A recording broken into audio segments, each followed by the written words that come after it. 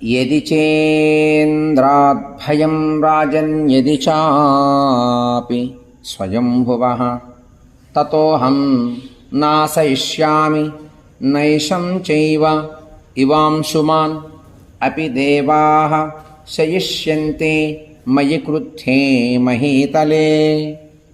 కుంభకర్ణుడు రావణుడితో చెప్తున్నాడు, మహారాజా, నీకు కనుక ఇంద్రుడి వలన ఏదైనా భయం కలిగినా నేనున్నానయ్యా. సాక్షాత్తు బ్రహ్మదేవుడి వలన ఏదైనా నీకు భయం కలిగితే సూర్యుడు రాత్రికి సంబంధించినటువంటి చీకటిని తొలగించినట్లు నేను తొలగిస్తా.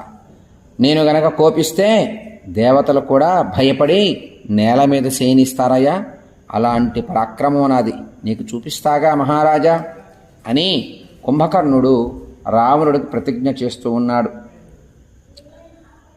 మయం యమంచ శమయిష్యామి భక్షయిష్యామి పావకం ఆదిత్యం పాతయిష్యామి స నక్షత్రమహీతలే. యముణ్ణి శాంతింపచేస్తా, అగ్నిని భక్షిస్తా, నక్షత్రాలతో సహా సూర్యుడిని నేల మీదకి పడేస్తా, కిందకి విసిరి కొడతా వాళ్ళని.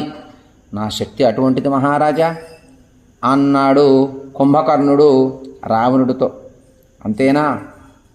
శతక్రతుం వధిష్యామి, కావాలంటే నీకు ఇష్టమైతే సందర్భం వస్తే ఇంద్రుణ్ణి చంపేస్తా. పాస్యామి వరుణాలయం, సముద్రాన్ని త్రాగేస్తానయ్యా. నా శక్తి అటువంటిది మహారాజా. పర్వతాంశ్చూర్ణయిష్యామి, పర్వతాలన్నీ పొడి పొడి చేసి పిండి పిండి చేస్తా మహారాజా అన్నాడు కుంభకర్ణుడు రావణుడితో. పర్వతాంశ్చూర్ణయిష్యామి దారయిష్యామి మేదినీం, భూమిని చీల్చేస్తా నేను, భూమిని చీల్చేస్తా, ఇంద్రుణ్ణి చంపేస్తా, సముద్రాన్ని త్రాగేస్తా, పర్వతాల్ని చూర్ణం పొడి పొడి చేస్తా మహారాజా.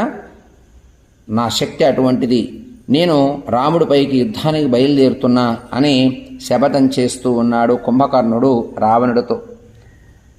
యమంచ శమయిష్యామి,